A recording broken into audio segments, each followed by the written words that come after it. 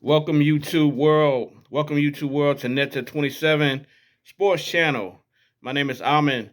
Today is April 17th, 2022, and this video is about boxing. The recap of the Errol Spence Jr. versus Ugas fight this past Saturday night in Dallas, Texas. So this is my recap and commentary on the Errol Spence Jr.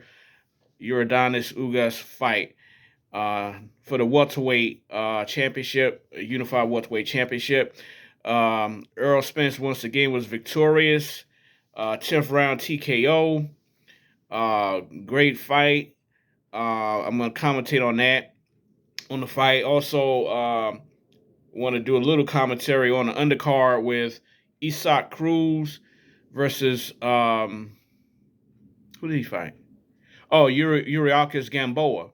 Also want to commentate on that fight, the undercard fight between Isaac Cruz and Gamboa. And Isaac Cruz stopped Gamboa, I believe, in the 6th round after dropping him in 4 previous times during the fight. So big up to Isaac Cruz and his impressive performance, knocking out Uriakis Gamboa. But first, let me get to the Errol Spence fight. Errol Spence, I predicted this fight. If you saw my previous video, I said Errol Spence would stop Ugas in, I said around the 9th or 10th round. I said the 9th round, I said no later than the 10th round. And I was 100%, well, I say 90% correct. He didn't stop him in the 9th, but he stopped him in the 10th. And it was a very competitive fight, just as I predicted the first 4 or 5 rounds. It was a very competitive fight. Ugas had his moments where he was landing shots and backing Errol Spence up. Errol Spence was trying to get in the groove, but he stayed in the pocket, picking his shots, trying to land the left, trying to land body shots. Ugas had a high guard early in the fight. So early in the fight, it was a very competitive fight. I think after the 4th round, Errol Spence really started finding his groove, started placing his shots better, and really started letting his hands go with more volume of punches. Whereas Ugas, I think the pressure was getting to him, and he was in a defensive shell pretty much from the 4th round on. He was standing there on the inside, but wasn't able to let his hands go. But I think because of the volume of punches that Errol Spence throws, it's hard for you to drop your guard and counterpunch, because when you do that, you leave yourself open to the possibility of getting caught with something clean. And Errol Spence throws a lot of punches from different angles.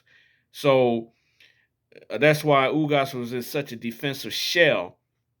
And the punches that he did land wasn't really affecting Errol Spence to the point where Errol Spence had to take a step back and reset and think about whether he wanted to keep coming in. Errol Spence was very determined, and as you saw after the 4th round, he just started pouring it on Ugas, and Ugas just didn't have any answers. It's hard. A lot of people from the outside looking in don't realize it's hard fighting a guy like Errol Spence, because he's constantly coming forward, and even if you got your high guard up, he's hitting you on both sides of your body, and it's hard to do that fighting him inside. I would have advised Ugas to box and move, but evidently he felt strong enough to where he felt like he could stand in front of Errol Spence and trade with him and counter. But that's not what happened. But like I said, Ugas had his moments, particularly I think in the 6th round when he caught Errol Spence with an uppercut and knocked his mouthpiece out. Errol Spence kind of froze for a second, I think, thinking he was going to referee was going to stop the fight so he can get his mouthpiece, but that didn't happen, and he got caught with 2 more big shots and fell into the ropes. But then the referee did stop the fight so that Errol Spence could get his mouthpiece. Errol Spence got his mouthpiece back, and then he went on to continue dominating Ugas for the next 4 rounds, despite numerous stoppages during the fight by the referee so the doctor could look at Ugas' eye, which was swollen shut after the 6th, 7th round. And from there, it was just a matter of time. Either Ugas was going to go down, or his corner was going to stop the fight, or the referee was going to stop the fight, because Errol Spence wasn't letting up off him.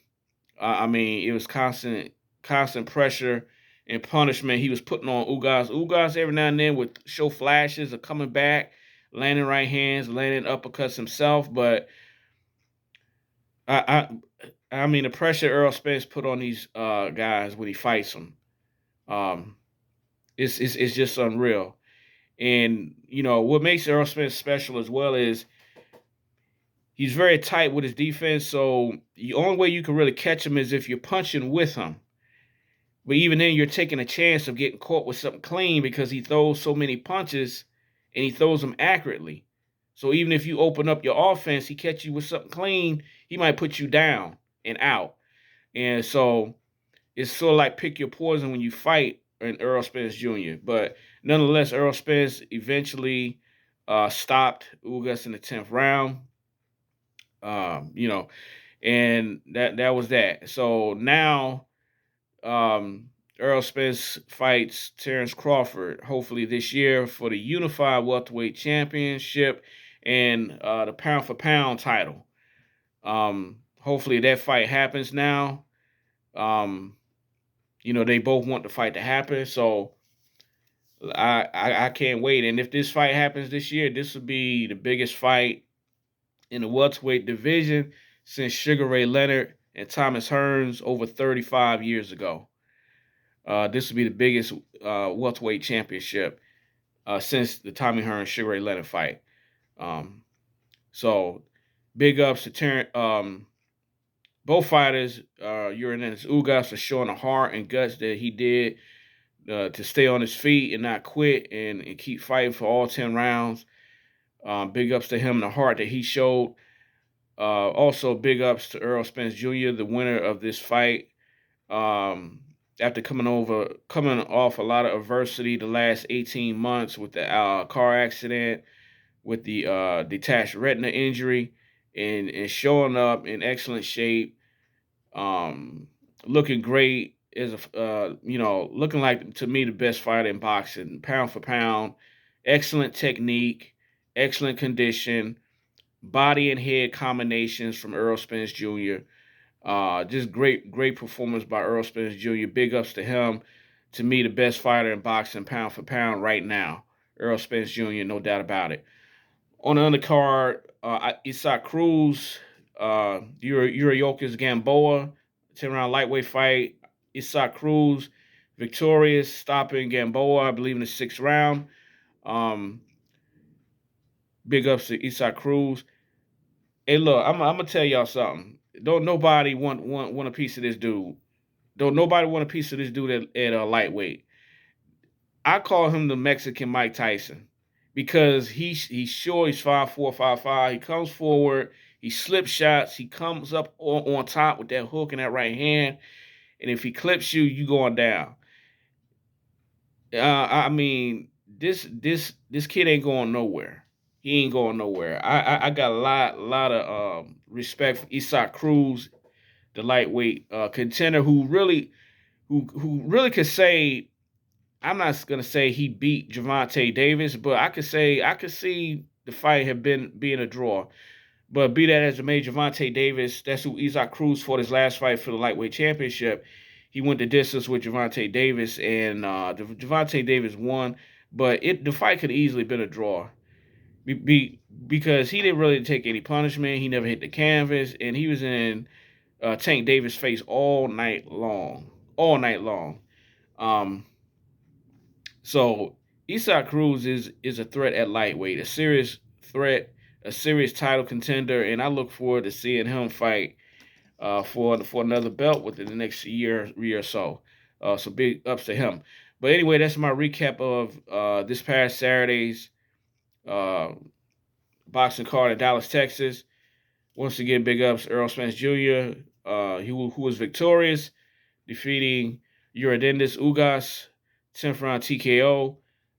Sort of like what I predicted, if y'all saw my last video. So big ups once again to Errol Spence Jr., to me the best boxer in the sport, pound for pound, best welterweight in the division, and hopefully his next fight, like he said, he want to get that other motherfucking belt from Terrance Crawford. Hopefully we can see that fight. They can make it happen either late summer or early fall. So that's all I have. Thank you once again for checking out NetTech 27 Sports TV. My name is Amin. Please hit the like button. Feel free to subscribe. Feel free to leave your comments. Be respectful. Leave your comments. I will respond. Thank you. And I got some more stuff coming.